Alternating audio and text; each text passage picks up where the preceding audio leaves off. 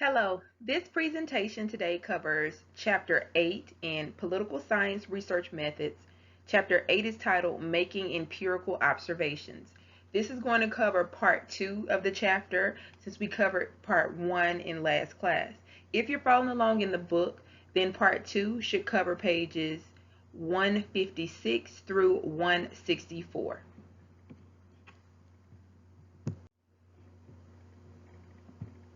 So, if you remember last class, we talked about data sources that you can use for qualitative research. You can use firsthand observations, document analysis, and interviews. We discussed in detail what each of those data sources are. And we also talked about doing ethical research, the different ethical principles that you are expected to uphold as a researcher, as well as the concepts of informed consent and instances where we have seen unethical research. But today in this class, we're going to talk about those three data terms: observations, interviews, and data analysis. But we're going to talk about what it really looks like to apply those in practice. Where do we get the data from? How do we get this data? So first, we want to start our discussion by talking about observational data. If you remember from last class, observational data would be the data that you go out and you collect on your own, the first-hand observations. One method of doing so that your book outlines in great detail would be like an ethnography. This is something commonly seen in sociology and anthropology. Ethnographies and ethnographic research provides you with a thick description. It gives you a lot of detail about the event or the topic that you're really interested in studying.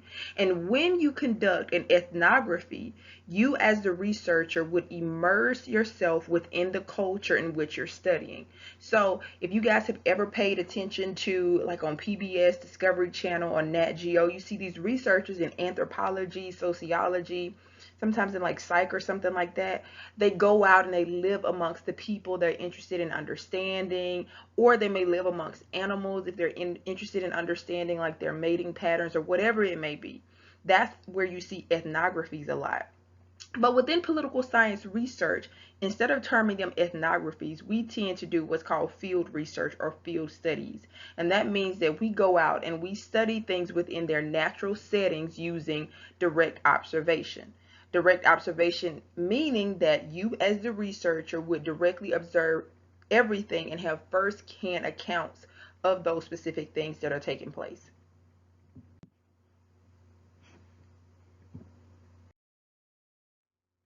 When we conduct field research or use observational data, there are a couple of different methods of observing that we can use. So if we go in and we decide that we want to observe something directly, we can either do this as a participant or as a non-participant. In a participant type of environment, the researcher would become a part of whatever is going on and would have an understanding from being a part of the actual thing. In a non-participant type of environment, then the researcher would sit back, watch, and record everything that's going on, as opposed to being a part of the actual process. There's also the concept of overt versus covert, referring to your disclosure of your status within an observation setting. So, within that setting, you may choose to be covert, meaning that you don't disclose who you are or why you're there within that moment, and you just participate or you sit back and watch. Or you may have a more overt approach to it, where you go in and you make it known what you're doing, as well as the intentions behind what you're trying to observe, and then everybody's on the same page with that information. Now, that can be a little bit problematic at times, depending on the things that you're studying.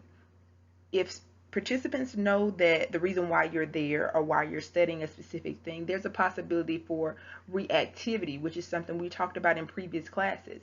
The possibility that people can behave a little bit differently than if they didn't know that you were there to study them. I use the example of the Hawthorne effect that we talk about in other political science classes to demonstrate this point. But when it comes to participant versus non-participant observations, I'm giving you guys this visual here to kind of give you an idea of what this looks like. So let's say if you were interested in studying the way that charities work together in Lee County. So you go to the East Alabama Food Bank and you can do one or two things. You can do like the woman in the picture, and you can organize canned goods and put them into boxes like the rest of the volunteers that are around. Or you can sit back in a corner, watch everybody else organize those canned goods, those food items, and put them away with your little notebook and scribble down or record whatever's going on within that environment. Now, for the volunteer that may just be there to volunteer, you may look a little bit suspicious. So they may notice you and start behaving or acting within a specific way that makes you question whether or not they're doing what they would normally do if they didn't know you were there. So that puts you in a position to think about whether or not you should use an overt technique where they know that you're there as a researcher and you're recording, or a more covert technique where you're actually a participant in the entire process and you can go through and you can take your notes afterwards or whenever you have a break and describe what you're seeing there. So these are all choices that you have to make as the researcher. The next thing that you need to consider when doing field research is the way in which you would take notes. So if you're doing field research, that means that you're in the natural setting of the phenomena you're interested in studying. So the question is, would you go through and take mental notes? That means that like you take little things in your mind and tell yourself to remember these specific things. And that tends to be a little bit more problematic because nobody has a perfect memory. And if there comes to a place where you have lots and lots of stuff to remember, chances are you may forget a couple of things. Or do you want to go through and you want to do jot notes? And jot notes are where you jot down a little word or a little phrase somewhere along the way to kind of refresh your memory along the way. And then you have like some tiny reminder that, okay, this happened when I was observing this thing. I need to make sure I talk about this. But once you go through and you either do jot notes or mental notes, you for sure have to go through the process of doing field notes. And these are your actual documented records of your experience there, documentation of your observations, all the different things that you want to record that you're going to use for your study. So it's optional to do the mental notes, or you can go and do the jot notes, but you need to definitely have field notes for what you've done because that helps with the reliability and the validity of your study. Because if you don't have any documents, who's to say that what you're reporting actually happened? So field notes are the full notes that you have from your experience within the study. It should include like forgotten material, things that may not have been seen directly important, but you jot them down on the side of those notes that outline, well, I noticed that there were a lot less people here today, or I noticed that there was a different manager, something that you may not think is extremely important within the moment, but it brings that material back to your mind so you're able to understand it better, and then you're able to recall, and then it may be like an important connection that you have to draw later on. The next thing is that it helps you come together about different ideas and information that you would use in understanding the phenomenon that you're investigating. You need to make sure that your notes are legible and that you review them periodically over the passage of time, because you never know, things change or they look different under different circumstances. And also, as a researcher conducting qualitative research, it's important to make notes about yourself. If you know that for some reason you had any type of important or notable experiences that took place during the time when you were doing this research, you need to note that as possible conflicts, possible areas of concern in your research. And this isn't to say that that means that your research isn't valid, but we are conducting qualitative research and what is considered to be, in a lot of instances, non-empirical research, because it's supposed to be more subjective. And because of that, you have to take very careful notes outlining what it is that you're doing so that you can make sure that the reader, people who see your research, have an idea of the different subjective things that may have played a part in your findings.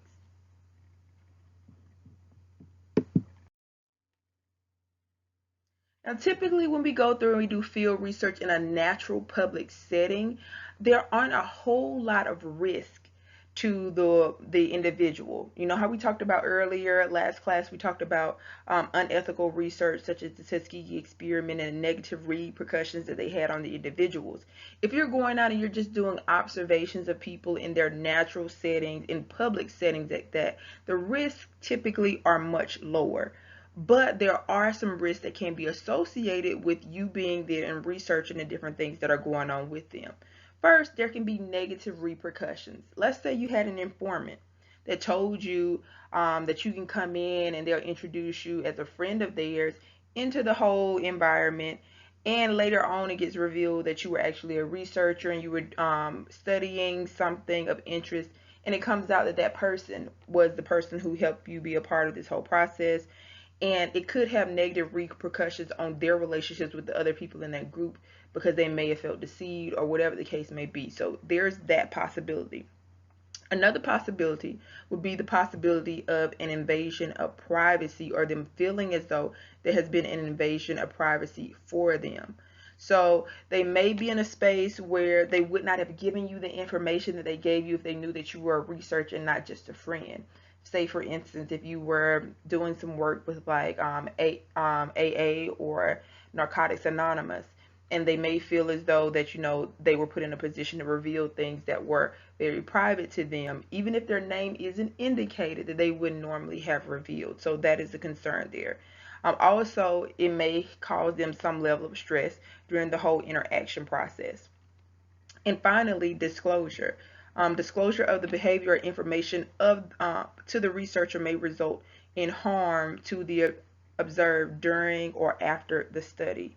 So while you may not attach names, which is what we typically do in research, we don't typically use identifying characteristics and markers for individuals.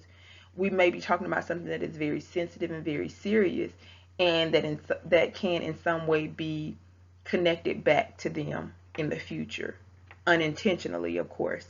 And that disclosure may cause unintended harm or risk for those that are being observed. That's not to say that this always happens or that this is always the case, but these are some of the concerns that you should have or think about when you're conducting field research. Now, we talked about doing observational research and the different ways we go about doing that, but another important component would be doing interviews. So, what's the difference between an interview and like a survey? Well, the answer to that question would be the depth of the information and the ability to probe. When you do a survey, whether it is just like checking boxes or it is completely open ended, you receive that paper document typically, or that electronic document, and the information that you have there is the end all be all for that information. You don't have that opportunity to go back and discuss those different answers or responses to the survey. um, and you also don't get a chance to clarify the different things that the individual, the respondent, may have said in response to those items. You do have that opportunity with interviews, but specifically in this section, we want to talk about elite interviews. So what are elite interviews? Elite interviews, that is the use of interviewing to glean information from elite individuals with specific and special knowledge about topics or events. These are people who possess expert knowledge about something you're interested in knowing about. So within our class, we've talked a lot about Hurricane Katrina. And if we were doing a study and we wanted to understand why Hurricane Katrina was the major disaster that it was in the United States, we may want to conduct some elite interviews with key people. Now, I don't know if you're familiar with this person who's on the right hand side of our screen, but this is Mayor Ray Nagin. He was the mayor of New Orleans during the time when Hurricane Katrina took place.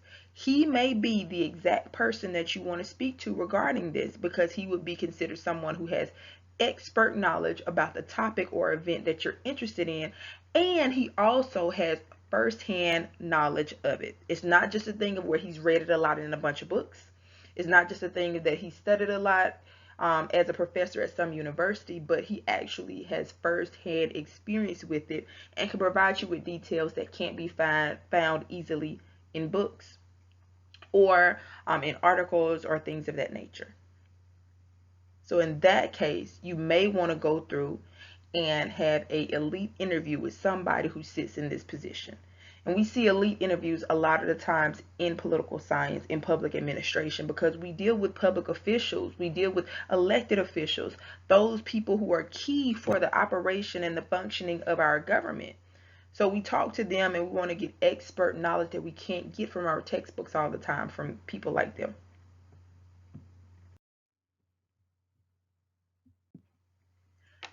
When you are conducting an elite interview, preparation is so very important.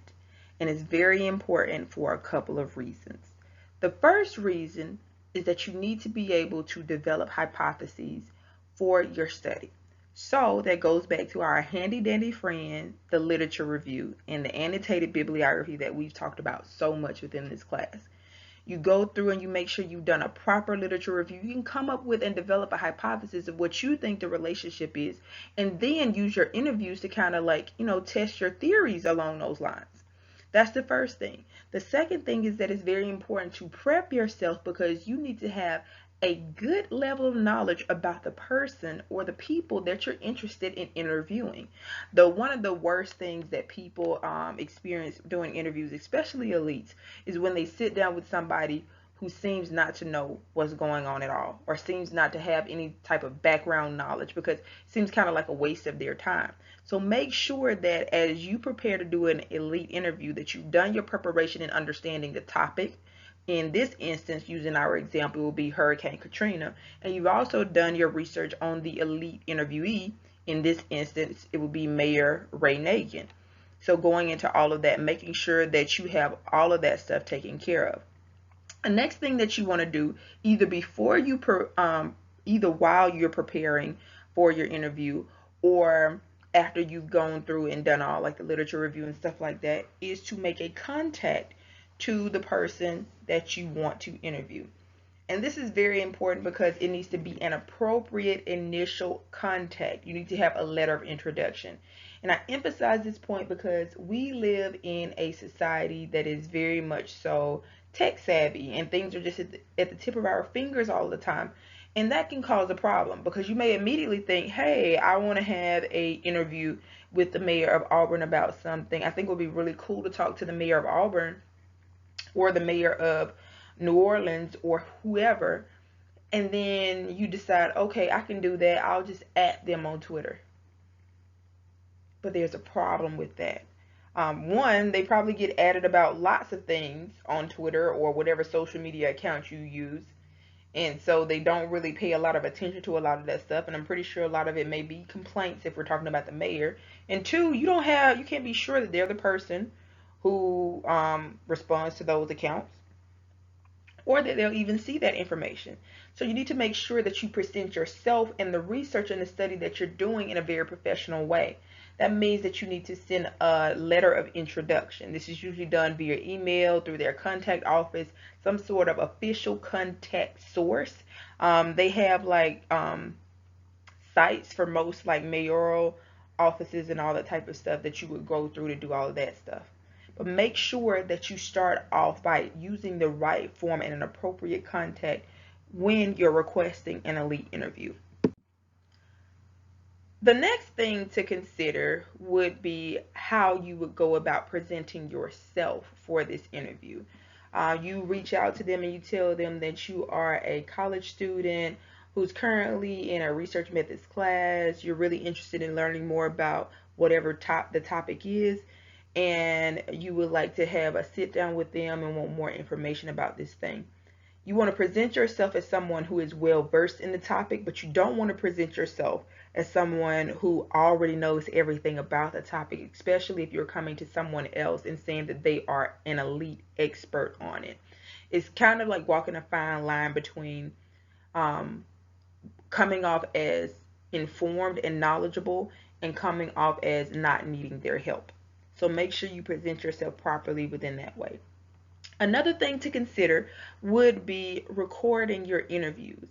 If you are able to record your interviews, that will be a awesome help because recording makes sure that you get the most accurate information on what the elite interviewee actually said. There's no question about whether or not this is what the person said because you have an actual voice recording of it or a actual, visual recording of it. But that can be challenging specifically in political science and public administration because, as I said, we deal with public officials, we deal with elected officials who don't like everything they say recorded. And a lot of times you may request, which I suggest that you do, request to record the interview, but you may be denied that request, and that's perfectly fine. Don't take it personal. It just comes with the business. Those things can be very challenging for them, and they tend to, look forward a lot in making these decisions. It's not that they think that you are bad people, but they just know that things can come back sometimes and be a problem later on down the road, especially if they're running for a elected office. But I would request being able to record those interviews. If you're not able to be able to record them, then just using pen and paper would be completely fine. Just make sure you take very good notes explaining exactly what you believe the person to have said, taking them as detailed as possible. Make sure that when you're scheduling that interview with that person and you're reaching out to them in that introductory contact letter, that you hit the who, the what, the when, and the why information in that letter because that may be your only moment to get their attention. Who, you explain to them who you are, what, the thing that you're studying, the thing that you're requesting from them, when you would like to have an interview by. I wouldn't give them, oh, I have to, by a specific date, like I have to interview on the 24th of March. I would say, like I would like to have an interview with you sometime within the next month or something along those lines. Why you chose to reach out to them. A little flattery can't really hurt. Tell them that you think they're like an expert on the subject matter, or you think they could provide great insight on what you're interested in studying, how you want to come in and you want to have a sit down interview with them, you want to do an over the phone interview with them. Explain all those different things in that letter. And you may also request that it be recorded at that time or in person, but they're going to tell you which way they're going to go on that either way, whether you do it in person or within the letter. So yes, the first three things to consider would be your contact letter, introducing yourself, your topic, all the things that you care about, all the things that they need to know about this before they agree to do it. Presenting yourself in a way that shows that you have knowledge about it, but that you are not a know-it-all. And requesting that you're able to record the information, but not getting overwhelmed by it if you're not granted that privilege. So what do elite interviews look like? They look a lot like this picture we see here on the screen. When you're having those elite interviews, you need to make sure that you are aware of a couple of different things and that you take a couple of different things into account when you're going through the process. I have done an elite interview before, and it was a very informative process, and I'll tell you a little bit about these different components through my own experience. One of the first things that you want to do when you're conducting an elite interview is to establish rapport, to build rapport with that person. And in order to do so, you may just want to tell them a little bit about yourself, tell them a little bit about what you know about them. Find some sort of commonality between you two, not necessarily saying that you have to tell them your life story or how many brothers and sisters you have or anything like that. But if you guys both are interested in like government, that's something to establish a commonality about. But just establish yourself as a real person and not just an interviewer with them. And that kind of like makes the conversation flow better. The next thing that you need to be mindful of is that when you're dealing with elites, time is money and time is very, very important. Okay? Make sure you know how much time you have available for the interview. You may assume that, hey, I can just ask all the questions that I want to ask to this person and that'll be great, but they may only have 30 minutes to spare on a random Tuesday in a month. You have to make sure that the things that you need to ask them fit within that 30-minute block. Another thing when it comes to scheduling that you need to consider is how many interviews you schedule in one day if you're interviewing more than one elite person for your study. Your book recommends not interviewing more than two people, and I would say that that would be a stretch for me to even get two people in a day because usually interviews require you to travel first. And second, you tend to have very long conversations with people, very detail oriented conversations with people. So you need to make sure that you have enough time to not just write down what they say, but to recall different things about the setting that you were in, making those observations, to be able to talk about the different things that you experienced within that time. And if you have multiple interviews within one day, that becomes a little bit challenging. So I would try to keep it to one, no more than two interviews in a day, to make sure that you're able to give that interview your full time and that you have like a fresh memory and you're able to reflect on the interview properly. The next thing that you want to do is to make sure that you examine the plausibility of the statements and check for internal consistencies and identify statements that you want to corroborate with other interviewees. If you're interviewing multiple people and you ask about a specific thing and you get very different answers between the different people, that is something you want to make sure that you note. If you're having an interview with someone and you ask them a question and their answer really seems kind of foggy, not something you really understand, and it doesn't really align with all the stuff that you studied about the thing, you want to be able to ask follow-up questions about that to get some clarity there. That's one of the important things about being able to do an interview, so that you can be able to do those things to make sure that you fully understand that concept. But just pay attention if you're doing multiple interviews to like the different places where those interviews dissent, like their responses dissent, the ways that they don't exactly align with each other, or if you see like a lot of consistency between them, that's something that you want to make sure that you go through and you examine in the interview documents as you move forward.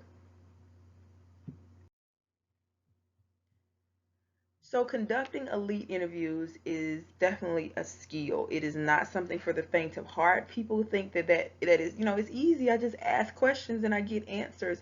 But in order to be really good at interviewing, you have to be a conversationalist. It's not about just rattling off a bunch of questions to someone and getting answers back from them.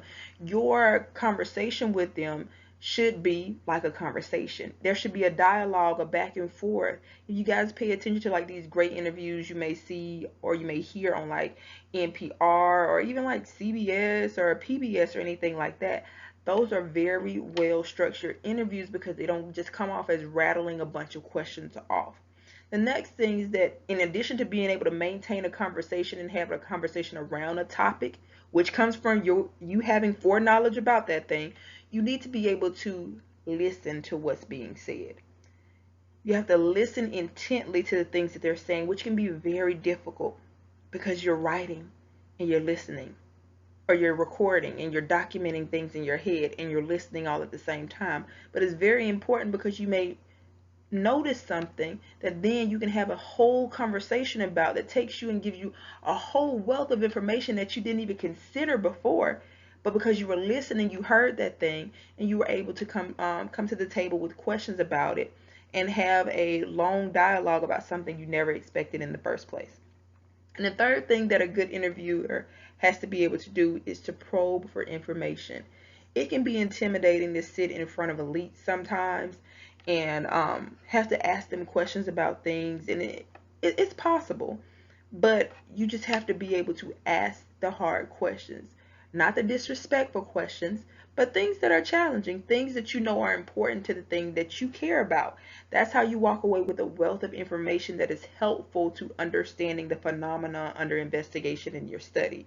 Being able to listen to them say certain things, and being able to follow up by saying, "You mentioned X, Y, and Z. Can you tell me a little bit more about that?" Or, "You stated that X, Y, and Z is happening, but I noticed that I saw a different trend in another area.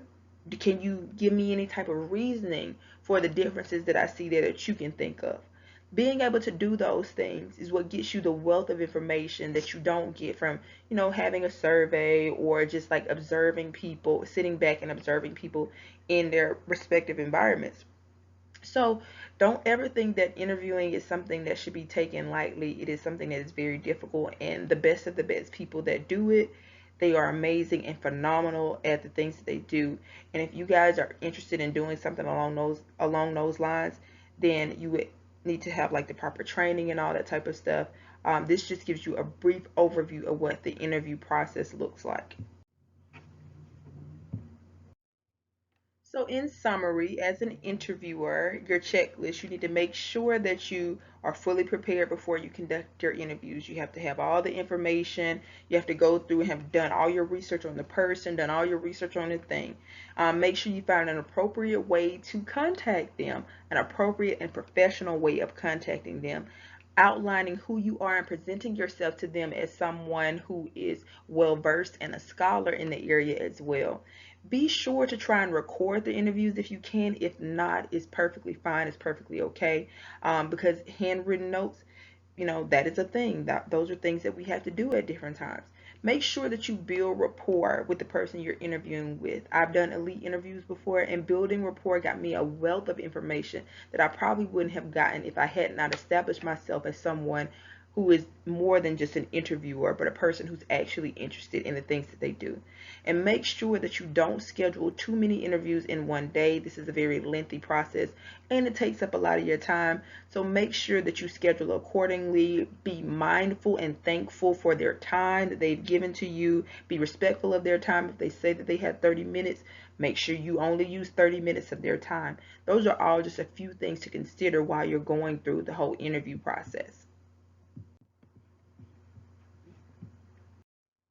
So the last thing that your book talks about is document analysis, which it doesn't go into a lot of detail about, but I'll briefly cover. Document analysis would be the third way. Apart from interviews, apart from observational data, we can use documents, secondary sources, in order to conduct research. These could be things like newspapers or diaries from important people who have lived and died in past times. All of those different sources. Some things to consider when doing document analysis is oftentimes referred to as archival data. Um, would be that sometimes it requires requesting permission to have access to those things, and permission sometimes isn't always granted like overnight. Another thing is to remember is that this is a secondary source, and because it's a secondary source, like using historical documents, you don't have the ability to go through and make sure that everything is done exactly how you want it to be done, which makes it a little bit, more challenging along those lines, because if you do it firsthand, then you can be sure of what it is that you find, but it's still a very valuable source nonetheless. Most people that I know within the social science community use some sort of document analysis at some point in time within their career. um, as I said, you're going to have to request permission, and you have to also make sure that when you're using documents, archival data, you're pulling these different things, that you have to document the procedures that you use whenever you're extracting that information. I'll keep it very brief and simple. If you go through and you had to go through like um, the State Library of Alabama, you had to pull all of those documents. You need to document what you had to pull them from. You need to go through and talk about how you pulled those out, what you use from those specific documents, and how you're going to use that information to draw your conclusions. So you can't just like pull documents and say, oh, I found some historical stuff and they say these things. How are you using those to analyze your topic of interest? You have to explain all of that stuff step by step. And sometimes it takes a longer process because you have to request permissions. And a lot of times when you go through these documents, there are lots and lots of things, many of which you don't need.